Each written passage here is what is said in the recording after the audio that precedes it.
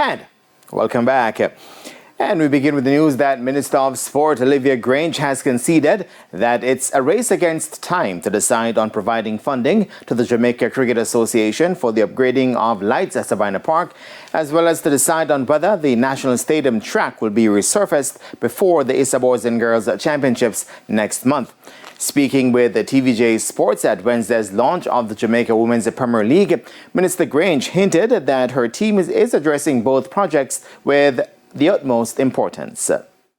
We are moving as fast as we can to address both the resurfacing of the running track, the National Stadium, and improving the lights at Sabina Park. We are concerned about the timeline, but we are working through it to see the best we can do.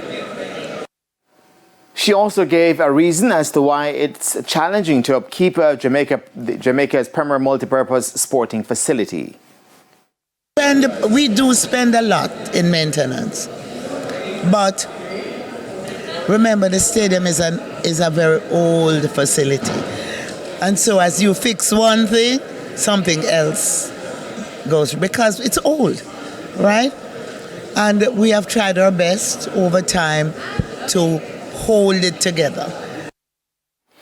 Cricket West Indies announced in January that day-night matches would be played at Sabina Park on the basis that the lighting will be up to international cricket standards, while the Grand Slam track season will commence in Kingston on April 4 to 6. However, on Tuesday, a Jamaica Cricket Association executive confirmed with the TVJ Sports that the Jamaica Scorpions' March 5 to 8 match, which had been set as a day-night affair with pink ball, will now be a day encounter.